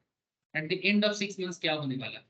If Ajay does not want to buy the land, he has the right to say no to it. Because call करने का power Ajay के पास ही है, because 1 lakh जमा अजय वेनु के पास करना। तो आफ्टर 6 मंथ्स अजय अगर चाहेगा कि मैं जमीन नहीं लेना चाहता तो नहीं लेगा, but since Venu has taken the agreement fee from Ajay, मतलब इसको बोलते हैं प्रीमियम रिसीव करना, Venu will not be in position to say no to Ajay. तो वेनु अजय को ना नहीं बोल सकता जमीन बेचने के बारे में, बिकॉज डील ही ऐसा है। ठीक है सर। और एग्रीमेंट फी जो है ये नॉन रिफंडेबल है। Now, after initiating this agreement, both Ajay and Venu have to wait for the next 6 months to figure out what would actually happen. Clearly, the price of the land will vary based on the outcome of the highway project. जो कुछ भी होगा, ये सब कुछ depend करता है Kolkata Banaras highway की। हाईवे बनेगा तो रोड प्राइस बढ़ेगा, हाईवे नहीं बनेगा तो प्राइस या तो सेम रहेगा या तो गिर जाएगा, है ना। क्योंकि रास्ता बनने में 100 साल 200 साल लग जाता है कि किसका किस्मत बनेगा और किसका किस्मत टूटेगा। Once the highway project comes up, the price of the land would go up. Maybe 5 lakh का जमीन 10 लाख में बिकेगी, ऑब्वियसली इससे भी ज्यादा हो सकता है। अगर हाईवे नहीं आया तो लैंड प्राइस कोलैप्स होके 3 लाख पे जा सकता है, या फिर कुछ भी नहीं होगा, जैसा दाम था वैसा ही रह सकता है। तो देयर में बी 3 सिचुएशंस जो हो सकता है इस डील में। या तो 5 लाख का जमीन 10 लाख हो जाए, या तो जमीन का दाम गिर के 3 लाख हो जाए, या फिर 5 लाख का जमीन 5 लाख में फ्लैटली मार्केट में ट्रेड रहे। ठीक है, अब आगे देखो क्या सिचुएशन बनता है। यहाँ से स्टॉक मार्केट का सारा बात समझ में आ गया। आपको ऐसा नहीं लग रहा ना कि हम लोग जमीन का बारे में बात कर रहे हैं? बिल्कुल नहीं sir, it's not about land, it's about option. Option contract होता क्या है? तो I am certain here there could be no other possible outcomes that can occur apart from the 3 mentioned above. We will now step into Ajay's shoes. अभी हम लोग ना अजय के बारे में सोचना है, ठीक जैसे अजय सोच रहा है ठीक वैसे सोचना है कि अब क्या होगा अजय के लिए। सिनेरियो 1, प्राइस बढ़ गया सर, 10 लाख हो गया जमीन का दाम, मतलब रास्ता बना बेसिकली। तो अगर रास्ता बनेगा, जमीन का दाम 10 लाख में ट्रेड करेगा मार्केट में, तो अगर मार्केट में जमीन 10 लाख पे ट्रेड करेगा 6 महीने बाद, कॉल ऑफ करने का राइट अजय के पास है। Now with the increase in the land price, do you think Ajay will call off the deal? Not really, because the dynamic of the seller in Ajay's favour. तो कॉल ऑफ क्यों करेगा? Deal को बंद क्यों करेगा? बंद तो नहीं करेगा, डील को आगे बढ़ेगा। करंट मार्केट प्राइस जमीन का चल रहा है 10 लाख। सेल एग्रीमेंट बना था 5 लाख पे, एग्रीमेंट बना था, सेल नहीं हुआ था। This means Ajay now enjoy the right to buy piece of land at 5 lakh when the open market the same land is selling at a much higher value 10 lakh. आप आज 5 लाख में जमीन को बाय करके रख लेते थे, मतलब एग्रीमेंट करके रख लिए थे। अब आज के डेट में आप 5 लाख ही देंगे वेनु को। अजय क्या करेगा? वेनु को 5 लाख देगा, पहले से 1 लाख दे के रखा था जो नॉन रिफंडेबल है, लेकिन मार्केट में जमीन चल रहा है 10 लाख का। अब इसका प्रॉफिट एंड लॉस हिसाब देखो सर कि अजय कितना कमाएगा यहाँ से। अजय कितना बना सकता है अगर रोड बन जाता है कोलकाता बनारस एक्सप्रेसवे में? अजय का कमाई क्या है ऑप्शन कॉन्ट्रैक्ट? अजय ने 5 लाख में बाय किया था, एग्रीमेंट प्राइस 1 लाख था, तो ओवरऑल खर्चा बढ़ा था जो नॉन रिफंडेबल भी था। तो ओवरऑल अजय का खर्चा था 5 lakh plus 1 lakh, that is 6 lakh. Current price of the land is 10 lakh, तो प्रॉफिट ऑफ द अजय का प्रॉफिट है 10 lakh minus 6 lakh, that is 4 lakh. Yes ना सर, बहुत सिंपल सा कॉन्सेप्ट है। रोड बनेगा तो कॉल ऑप्शंस बायर को ऐसा फायदा है, मतलब जो भी पर्टिकुलर ऑप्शंस में आप ट्रेड करोगे तो पड़ता है तो ऐसा फायदा। तो सिंपल बात है, आज अगर आप रोड की जगह कोई पर्टिकुलर स्टॉक को सोच लो सर कि रिलायंस का शेयर 2200 से चल रहा था, 2500 में जाएगा या 2300 में जाएगा, ठीक है। तो अगर आपके सोच के साथ एवरीथिंग इज ओके, देन आपको प्रॉफिट, ठीक जैसे जैसे यहाँ पर रोड में हुआ, यही है कॉल ऑप्शन बाय। স্যার इसको बोलो सर। আমি তো প্রিমিয়াম দিয়েছিলাম 1 লাখ, हाँ প্রফিট হলো 4 লাখ, হিসেব মতো তাহলে তো আমার মানে 400% প্রফিট হলো। हाँ অবভিয়াসলি, এই তো 400% হ্যাঁ কেন এরকম মানে বেসিক্যালি তো প্রফিটের পার্সেন্টেজটা এইভাবে কাউন্ট করবে। তো টোটাল খরচা হয়েছে 6 লাখ টাকা, ঠিক আছে। 5 লাখ টাকাও তো পরে দিয়েছিস রে বাবা। না মানে আমি যদি নিজে না কিনে আমি হয়তো আমার রাইটস তো আছে, আমি ওটা মানে 5 লাখে কিনবো, আমি হয়তো আপনাকে বিক্রি করে দিলাম, মানে আপনি হুম সেটা হুম 10 লাখ এ কিনলেন হুম হুম। হিসেবে, তখন তো আমি 1 লাখ দিয়ে 4 লাখ প্রফিট হলো আমার। হ্যাঁ 1 লাখ দিয়ে 4 লাখ প্রফিট এভাবেও বলতে পারেন, এক্স্যাক্টলি হুম এভাবেও হুম বলতে পারেন।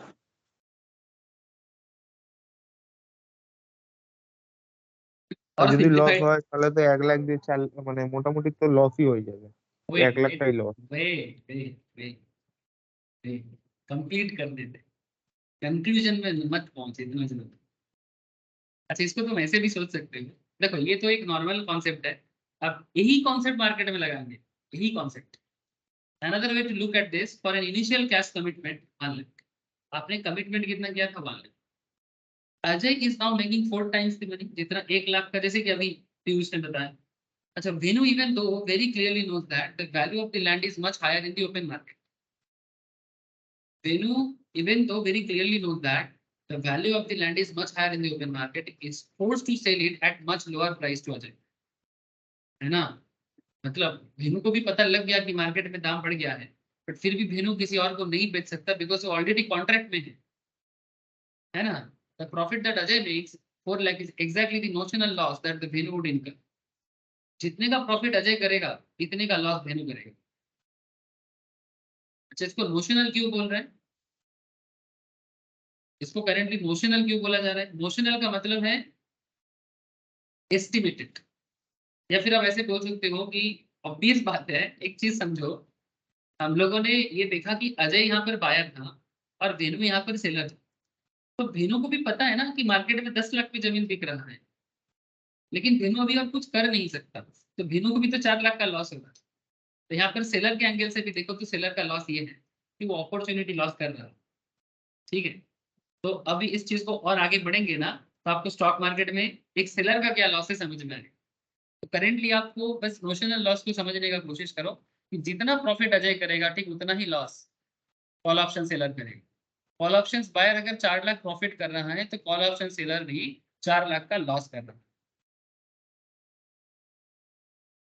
प्राइस আচ্ছা गोज, স্যার আমি বলছিলাম এই যে 1 লাখ টাকা তো প্রিমিয়াম দেয়া আছে, আমি যদি আবার যখন ল্যান্ডটা যদি কিনতে যাই আমাকে আবার 5 লাখ টাকা দিতে হতো ওটা?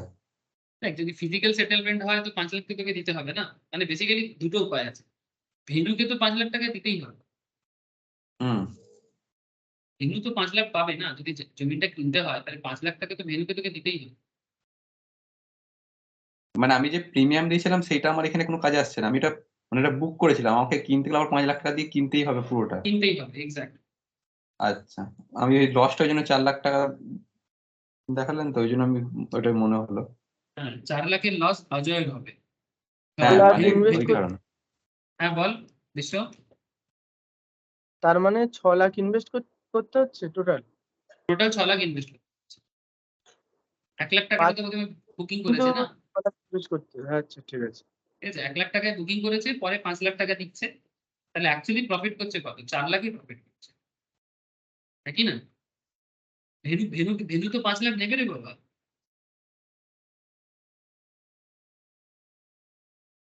বুঝতে পেরেছি।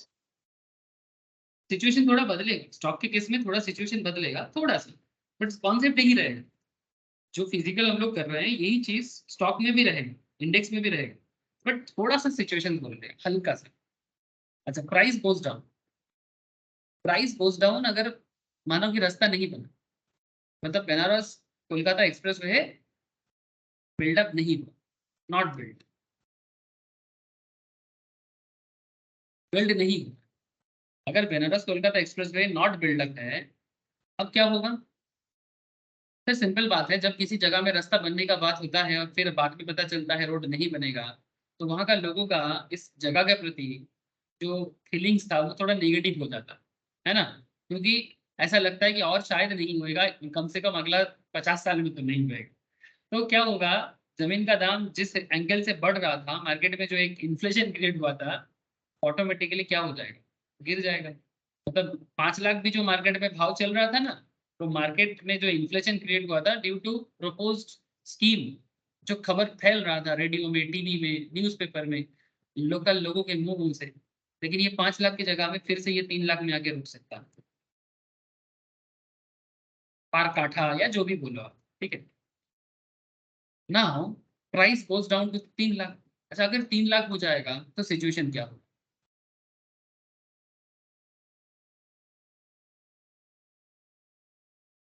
अजय का क्या होगा? Clearly it does not make sense to buy the land. अगर जमीन का दाम कम हो जाएगा तो अजय अगर इस जमीन को फिर भी बाय करने जाएगा तो कोई फायदा नहीं है, क्योंकि वो बेच नहीं पाएगा, लिक्विडिटी नहीं है, कौन खरीदेगा? 10 साल में वेट करना पड़ेगा, फिर भी प्रॉपर कस्टमर नहीं मिलेगा, hence he would walk away from the deal. तो अजय बोलेगा कि भाई 3 लाख खर्चा करके 10 साल, 20 साल, 50 साल वेट करने से अच्छा है कि मेरा 1 लाख ही लॉस हो जाए, है ना। तो अजय बेसिकली डील को वॉक अवे कर देगा, छोड़ देगा। There is the math that explains why it does not make sense to buy the land. देखो, आपका सेल प्राइस था, फिक्स था 5 lakh 6 months ago. Hence, if Ajay has to buy the land, he has to sell out 5 lakh plus he has paid 1 lakh towards the agreement fee, which means उसका effective paying है 6 लाख का to buy a piece of land जिसका actual value है 3 लाख, क्योंकि रास्ता नहीं बना sir. Current situation यही है कि रोड बिल्डअप हुआ ही नहीं, तो रोड जब बिल्ड हुआ ही नहीं है तो जमीन का दाम गिर गया। और अजय अगर फिर भी जमीन को बाय करना चाहता है, ऑलरेडी 1 लाख दे चुका है और 5 लाख देना पड़ेगा एज पर द एग्रीमेंट, जिसका मार्केट प्राइस है 3 लाख आज के डेट में, because there is no road. तो 3 लाख का चीज पे 6 लाख इन्वेस्ट करने का क्या मतलब है? तो clearly this would not make sense to Ajay, since he has the right to call off the deal, he would simply walk away from it and would not buy the land. अब ये emotions पे नहीं आना है, मैंने 1 लाख दे के रखा। However, do not, as per the agreement, do not, as per the agreement, Ajay has to let go of the 1 lakh which Venu gets to. Venu का फायदा क्या है? Venu के पॉकेट में 1 लाख चला गया बिना कुछ करके। हाँ सर, सेलर का फायदा देखा आपने, बिना कुछ करे। सेलर का प्रॉफिट थोड़ा लिमिटेड होता है, बट सेलर जब प्रॉफिट करता है ना, ऐसा प्रॉफिट करता है, ऐसा प्रॉफिट करता है। लेकिन अपने आइडिया पे या अपने डिसीजंस पे दम होना चाहिए। अच्छा प्राइस, अच्छा अब आप दूसरा पॉइंट है, प्राइस स्टेज एट ₹5 लाख। अच्छा ये देखो, आप अजय भी बन सकते हो लाइफ में, रेनू भी बन सकते हो time to time, depending on the situation, आप किस तरह से मार्केट को देख रहे हो। नॉट ऑलवेज कि अजय बन जाओ और नॉट ऑलवेज कि भेनू बन जाओ, डिपेंडिंग ऑन द सिचुएशन कि आप मार्केट को कैसे विजुअलाइज करते हैं। अच्छा, अगर 5 लाख में ही मार्केट का प्राइस रह जाता है, अब किसका फायदा? 6 महीने बाद मार्केट का प्राइस, लैंड का प्राइस 5 लाख नहीं रहे, ठीक जैसे stock market underline value same value में चल रहा है, that does not really change. What do you think Ajay will do? Well, he will obviously walk away from the deal and would not buy the land. क्यों अजय क्यों नहीं जमीन खरीदेगा?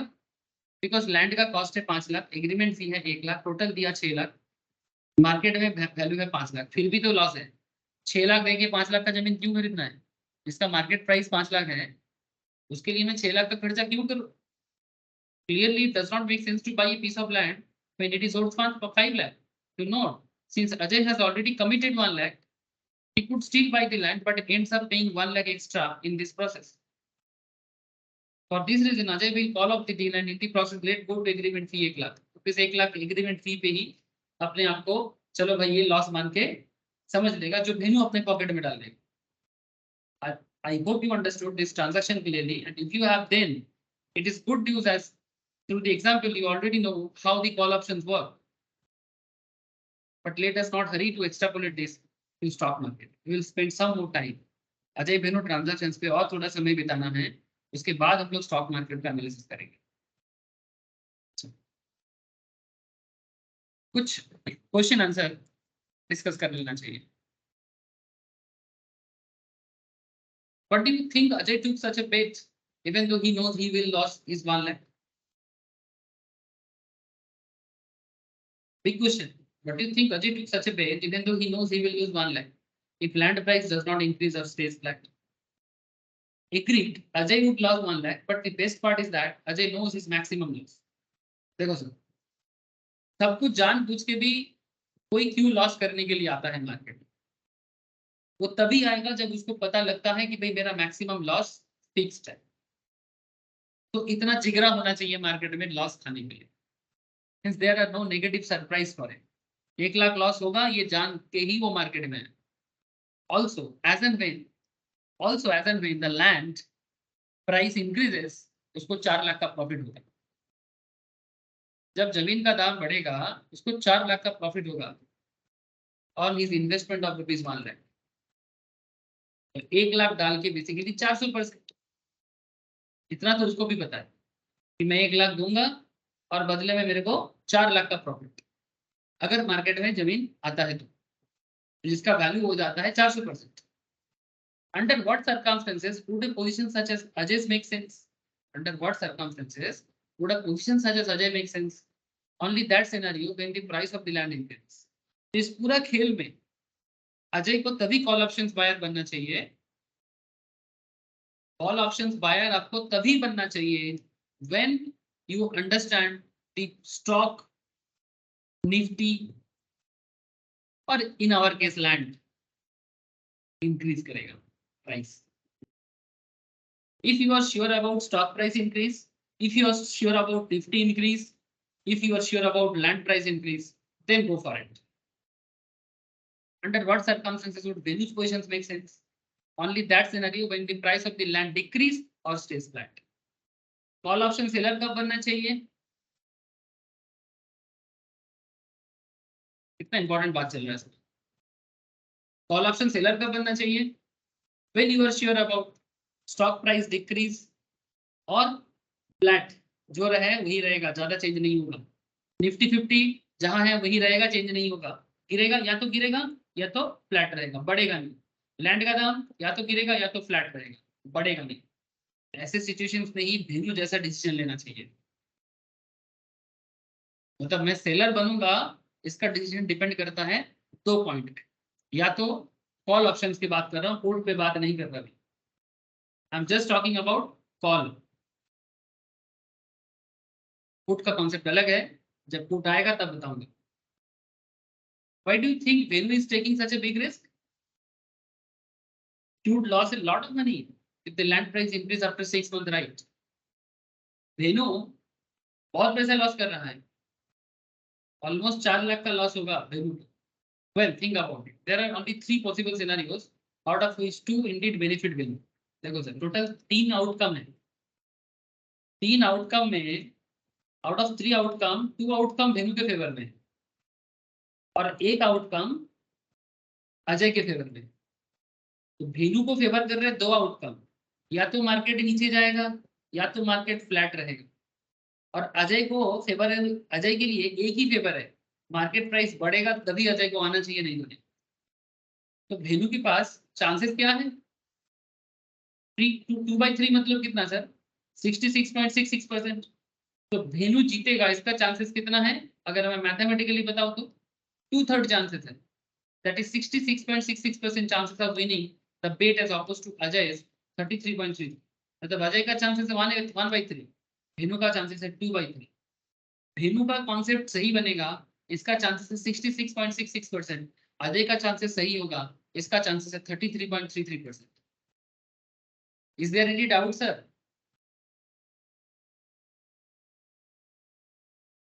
बोलो सर, कोई डाउट है अभी तक? স্যার তাহলে আমার যদি হ্যাঁ, পয়েন্ট অফ তো- ভিউ হয় মার্কেট সাইডওয়েজ যাচ্ছে কিংবা ডাউন ট্রেন্ড হবে, তাহলে তো আমার সেখানে কল সেল করাই সব থেকে বেস্ট হচ্ছে। Obviously sir, obviously that is the reason मैं ये सब टॉपिक आपको डिटेल्स में बताता हूँ। তাহলে কল রাইটারদের বেশি সুবিধা হয়, মানে প্রফিটটা তারা বেশি কামাবে। ऑब्वियसली कॉल बायर होते गए একটাই point of view mainly cause में, और भी चीजें हैं मैं बताऊंगा आगे, but these are the basics. और भी बातें हैं ठीक है यार, और भी थोड़ा बहुत मार्केट आपको और भी बहुत सारा अलग अलग टाइप ऑफ मौका देता है, बट ये बेसिक्स है, यही मेन है, इसी पे टिकना है। मार्केट में ज्यादा जानना भी गलत होता है। Don't think much, simplicity use करो और सिंपल तरीका अपना, और उसी तरीके को पहले मार्केट को समझो, उसका साइकोलॉजी को समझो और उसके पीछे का बैकग्राउंड को समझो। जैसे एक चीज कल मेरा मैम के साथ बात हो रहा था, आप लोग तो मैम ने एक बहुत अच्छा बात कहा, मैं आपके साथ शेयर करता हूँ कि हम लोग कई बार बोलते हैं ना, बहुत अच्छा स्ट्रेटेजी बनाना चाहिए, स्ट्रेटेजी अच्छा होगा तो स्ट्रेटेजी बना के जिंदगी चलाना चाहिए, स्टॉक मार्केट में काम करना चाहिए, स्ट्रेटेजी बना के हर चीज करना चाहिए। तो मैम ने एक एग्जांपल दिया, विराट कोहली का एग्जांपल दिया। मैम बता रहे कि विराट कोहली इतना बड़ा प्लेयर है, टैलेंट का कोई कमी नहीं है, पूरा भारत विराट कोहली पे पागल है, लेकिन फिर भी विराट कोहली को 3 साल लग गया एक सेंचुरी करने में। आप लोगों को पता है लास्ट 3 साल से विराट कोहली के पास कोई टेस्ट सेंचुरी नहीं है। इवन अगर ओवरऑल एवरेज देखा जाए तो हार्डली 26-27, जहां पर विराट कोहली जैसे कैलिबर का बैट्समैन के पास 50 से ऊपर का एवरेज है, 3 साल से उनके बैट पे रन नहीं है। Not just in test, even in one day test में भी, T20 में भी प्रॉब्लम रहा। चलो मैं टेस्ट में बात करूं, तो फिर मैम का मानना है कि अगर स्ट्रेटेजी अपना के हर चीज मतलब हाई फाई स्ट्रेटेजी सोच के अगर हर चीज हो जाता, तो फिर विराट कोहली तो स्ट्रेटेजी अपनाने में माहिर है, तो फिर विराट कोहली क्यों नहीं चला? मतलब मेरे को क्वेश्चन किया था, मैं एक्चुअली किसी पॉइंट में बोल रहा था स्ट्रेटेजी बनाना है, थोड़ा रूट मैप बनाना है, रोड मैप बनाना है, तो मैम मेरे को ऐसे बता रहा है कि अगर सारा स्ट्रेटेजी ऐसे ही काम कर जाता तो विराट कोहली 3 साल से सेंचुरी क्यों नहीं कर पाया? तो मैं भी थोड़ा सोच में पड़ गया। बात तो सही है कि कई बार हम लोग कई बार ना ऐसे होता है, स्ट्रेटेजी बनाने में कोई प्रॉब्लम नहीं है सर, बट ज्यादा सोचने में भी प्रॉब्लम है, ज्यादा जानना भी दिक्कत करता है। जितना जानो उसको प्रॉपरली यूज करो, that is more than enough. ये चीज मैं भी कभी कभी रियलाइज करता हूँ। कई बार हम लोग सोचते नहीं ये करना है वो करना है, अरे क्या करोगे, सिंपल रहने का कोशिश करो तो शायद जिंदगी में ज्यादा कुछ हो जाएगा। चलो ठीक है, बाकी अपना अपना रियलाइजेशन है। मैंने बस एक मैं भी वही बात कर रहा था, तो मैम ने मेरे को ये जवाब दिया, मुझे ना बड़ा दिमाग में क्वेश्चन मार्क आ गया। बात तो सही बोल रहा है, और मैंने फिर सिर्फ विराट कोहली को नहीं और भी काफी सारे लोगों को साथ साइड बाय साइड देखा, बड़े बड़े लोग जो जिंदगी में बहुत शोहरत मोहरत हासिल किया है, ठीक है सच में यार, ये लोग भी तो डाउन ट्रेंड में गया है, तो फिर इतना स्ट्रेटेजी लेके भी कुछ कर नहीं पाए, मतलब कहीं ना कहीं कुछ ज्यादा करने का कोशिश कर रहा है, मे बी दैट्स व्हाई। चलो आगे बढ़े। अच्छा कुछ इंपॉर्टेंट पॉइंट्स समराइज, ठीक है। The payment from Ajay to Benu ensure that Ajay has a right. अगर अजय ने बेनू को पेमेंट किया तो राइट अजय के पास जाता है, ठीक है। Only he can call off the day, मतलब कॉल क्या होगा, जमीन लेना है नहीं लेना है, वो अजय के पास है। And Venu has an obligation, उसको पूरा करना है। If the situation demands he has to honour Ajay's claim। Venu का सिर्फ इतना काम है, अजय जो बोलेगा उसके हिसाब से जाना। अजय बोलेगा हाँ तो हाँ, अजय बोलेगा ना तो ना। लेकिन बेनू का एक ताकत है सर, बेनू को अगर पता है कि मेरा डिसीजन ठीक है तो वहां से इनकम करके निकल जाएगा। The outcome of the agreement at termination, जब कॉन्ट्रैक्ट पीरियड खत्म होगा, determined by the price of the land. Without the land the agreement has no value, है ना। Land is therefore called an underline. तो फिर लैंड क्या है? Underline. हम लोग बार बार स्टॉक मार्केट में, फ्यूचर मार्केट में भी मैंने आपको बता रहा था, अंडरलाइन चिल्लाता था। ऑप्शन चेन में भी आपके सामने, ये देखो कहाँ चला गया। এই তো 17,501 टाका 70 यस, পয়সা। ठीक है। अलग अलग निफ्टी का स्ट्राइक है, अलग अलग निफ्टी कॉन्ट्रैक्ट बन सकता है, ऑप्शन कॉन्ट्रैक्ट बन सकता है, but what is the underline? Nifty का current value is the underline. हमारे केस में अंडरलाइन क्या बना?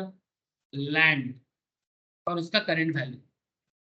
अंडरलाइन इज लैंड और उसका वैल्यू जो है that is underline value currently, ठीक है। मतलब सिंपल बात है sir, without land agreement has no value. Exactly, without Nifty का current market there is no value of the future and option market.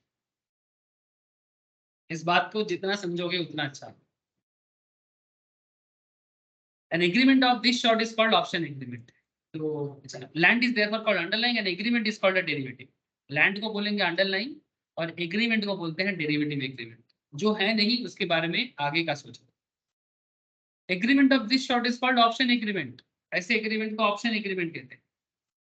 Since Venu has received the advance from Ajay, Venu is called the agreement seller or writer. Seller को writer भी कहा जाता है, याद रखें। हाँ, law का language है।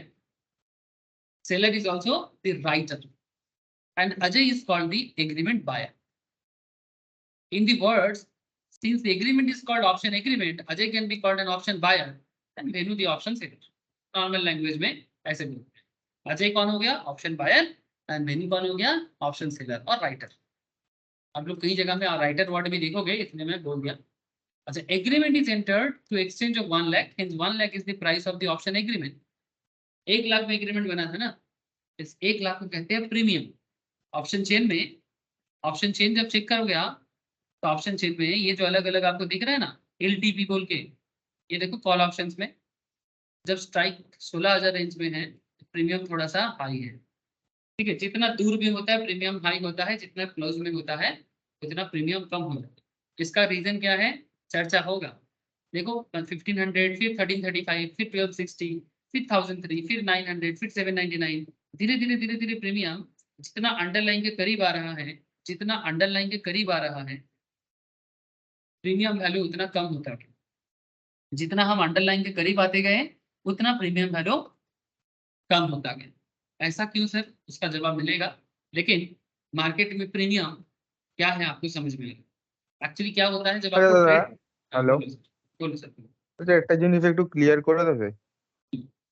এই যে তোমার এলটিপি যেটা রয়েছে মানে লাস্ট ট্রেডেড প্রাইস, ঠিক আছে, তো এইটা তো হচ্ছে তোমার ডেইলি বেসিসে তো অপশন চেনটা তো মানে ফ্ল্যাকচুয়েট করছে, তোমার মানে প্রিমিয়ামটাও ফ্ল্যাকচুয়েট করছে, কিন্তু এই মানে অ্যামাউন্টেই কেন তোমার মানে লাস্ট ট্রেডেড প্রাইস মানে ওটা তো আগের দিনকের ক্লোজ, তো আজকে যখন ধরো সাপোজ মার্কেট ওপেন হওয়ার পরে কিনছি, তাহলে ওই প্রাইসটা তো ফ্ল্যাকচুয়েট হচ্ছে, তাহলে ওটাও তো চেঞ্জেস হচ্ছে, তাহলে ওই প্রাইসেই কেন আমি নেবো, মানে ওই প্রিমিয়ামটাই কেন দেবো? ওটা তো যেমন আমাদের যেমন ডেইলি মার্কেটে যেমন স্পট মার্কেটে সেকেন্ডে ফ্ল্যাকচুয়েট হয়, তো এখানে তো মানে সেরকম সেকেন্ডে তো ফ্ল্যাকচুয়েশন আসছে না, না এটা তো তোমার লাস্ট ডেটেড প্রাইস মানে আগের দিনকে ক্লোজিং হচ্ছে, আর সেটাই আজকে ওপেনিং হচ্ছে, কি ওপেনিং হওয়ার পরেও চেঞ্জেস হচ্ছে, কিন্তু আজকে ডেইলি মার্কেটে যে সেটেলমেন্ট হচ্ছে মানে যেটা ফিউচার মার্কেটে M2M হচ্ছে, মার্ক টু মার্কেট, এখানেও তো M2M হচ্ছে মার্ক টু মার্কেট।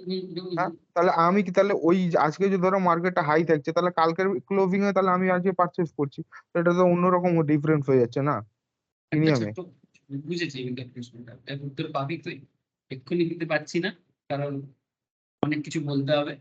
একটু ওয়েট করে যা, আমি প্রিমিয়াম ডিসকাশন করবো যখন, ঠিক আছে, আমি ডিটেলসে বলবো, একটু ওয়েট করে যা বাবা। ঠিক আছে, এত এত যখন ধৈর্য ধরছিস একটু ধৈর্য ধর, এক এক করে এগোবো।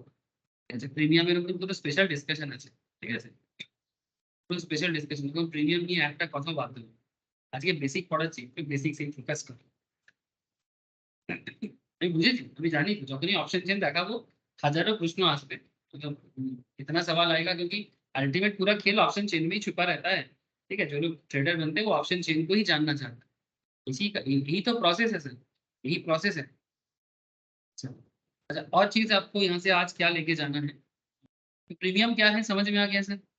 जो 1 लाख जमा किया था अजय ने वही प्रीमियम है, और मार्केट में आपको अलग अलग ट्रेड में मैंने प्रीमियम वैल्यू दिखाया है। और सुमित का जो सवाल है इसका जवाब मैं सुमित को बाद में दूंगा, मतलब क्लास में ही बताऊंगा, आप सभी को दूंगा। Every variable in the agreement, area of land, price and the date of sale is fixed.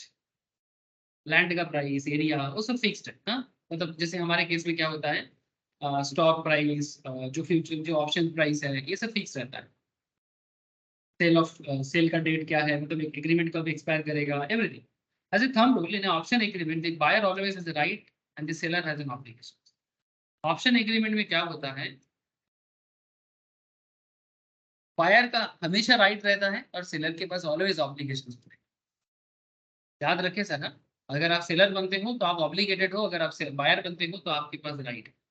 I would suggest you to be absolutely thorough with this example. If not, please go through it again, understand the dynamic involved. I think मुझे नहीं लगता कि आपको फिर से go through करना चाहिए, but फिर भी अगर किसी को लगता है तो मैं नोट शेयर करूंगा। अगर आपके पास नहीं है तो मैं आपको शेयर करूंगा, तो आप इसको फिर से देखिए, ठीक है।